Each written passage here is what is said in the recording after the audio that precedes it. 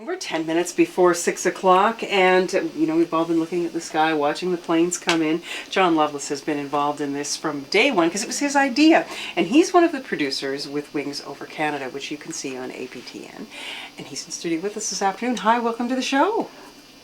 I'm really happy to be here. That's good. Now, you landed this morning or last night? I came in this morning. We actually landed around 11:30 this morning. And what do you fly? I fly a Piper Navajo. It's a twin-engine aircraft. It's coined the DC-3 of the skies. It's a great airplane. So tell me what it's like coming in on the DC-3 of the skies in this airport. What's unique about it? Well, first of all, it's beautiful. The whole area. I mean, you've got everything here. You've got the ocean, the green, lawns and fields, and the nice cliffs along the shoreline, and fresh air. I mean, that's great. And we're just happy to be here. I was here once before 4 years ago, and the first thing I thought of when I was flying over is that I should have come here sooner. I shouldn't have waited 4 years. So this idea that you came up with, tell me how that took flight. Actually, at the Alexander Graham Bell Estate 4 years ago, I was sitting there talking to one of the great-grandsons of Mr. Bell, and we talked about the amazing significance of aviation and the anniversary. So sort of made a point of saying I'm going to come back. When I started talking it out with some of my friends, I said, well, do you want to come down? Everybody said yes, and I had 3 airplanes and then 6 airplanes, and then in March the 15th, 2009, we closed our reservations at 137 aircraft, because I figured we made the point. It's 137, 230, what's the difference? But people from all over Canada wanted to be involved in this. Tell me a little bit about some of the calls that came in.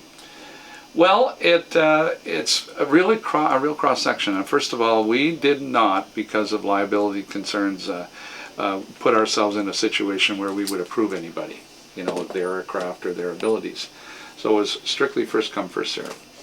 And because we take the approach that they're all licensed, they all have airplanes that are inspected by through the normal channels for the government and so on and so forth, and they're insured.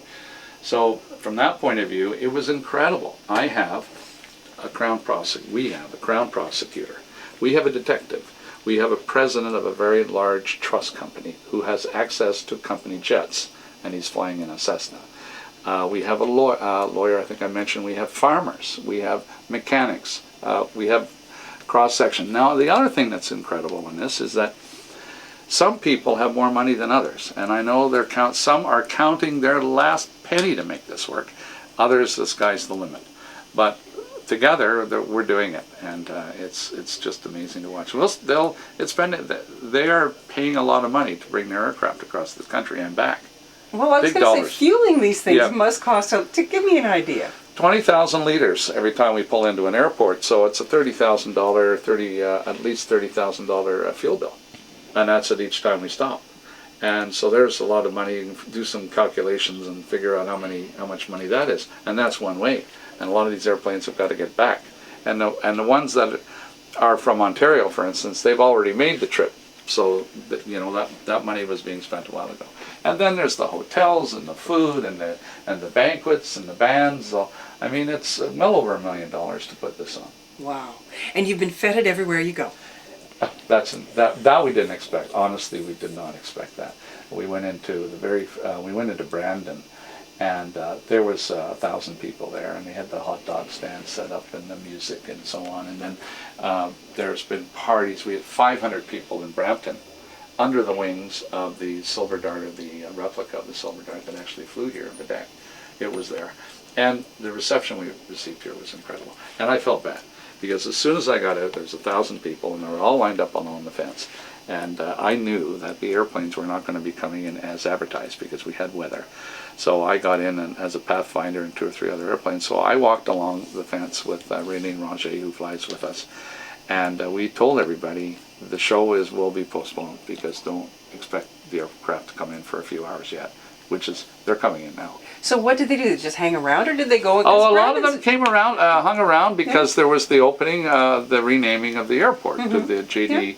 McCurdy Airport. So. Yeah, and it's small, so you can go and come back and just. Yeah, and they have lots of things to do, and then they had the music, the band that was playing, and it was awesome. I mean, the feeling we get. Well, first of all, I mean the East Coast. You know, joie de vivre and the friendliness and so on. And my parents are from the East Coast. My mom's from, and father passed away, but she was from New Brunswick and dad from Newfoundland. So, and that's why I talk a lot. I always said that because I came by it naturally. I just am an outgoing person. So am I talking too much? Not at all, not at all. But you know, I am curious to know about what's happening with the pilots, because I would expect, as you make your way across Canada, you are having a lot of experiences and things where you know, probably have to work together a little bit. What's happening to that group? Well, again, anecdotal. We had an engine problem, and the man had to order a new cylinder head. He had to get it up from the States. It was shipped to Winnipeg. So they couldn't get it from Winnipeg to where we were, which was in Brandon. So we had a twin-engine aircraft, said, don't worry about it, I'll fly over and get it. And so he flew from Brandon to Winnipeg, picked up this part, and flew it back. And that story is over and over again. And the camaraderie is absolutely amazing. We're all in this as a family. And significantly, air to air. It's talking back and forth and helping people through. And some are experienced senior pilots with 15,000 hours. And I have one pilot who has 140 hours. So that's quite both legal to do the flight, to fly in this airspace, but one with a great deal more experience than the other. So we're helping that individual along. So once this is all said and done, what chronicles this? What tells people this happened? Well, we're going to have a television show that will be airing in the fall. We have also the websites and different things like that. So it's still there. I mean, I don't know what's going to happen. I don't know how this is. I always had the sense that I would be judged by the success or failure of this flight. I've done a lot of television shows, and incidentally, I want to clear the record, I'm no longer doing Wings Over Canada.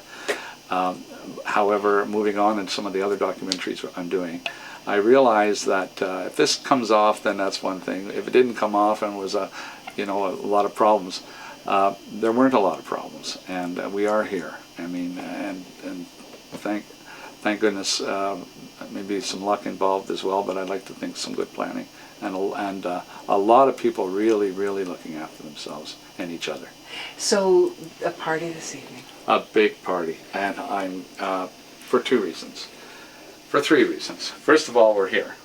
Secondly, we're not going to be flying tomorrow because we're busing, so I mean they can relax a little bit. And the third thing is it's a huge release that we're here in Cape Breton, which is known for party time and letting her hair down. So I think there's going to be that, and not a dry eye in the whole place. You know what? It's a pleasure to have you here. We hope you enjoy your time. Thank you very much. John Lovelace, and you are listening to Main Street, CBC Radio 1 in Cape Breton, a couple minutes before 6 o'clock. Thank you so much for listening, and we'll see you tomorrow between 4 and 6. Till then, take care.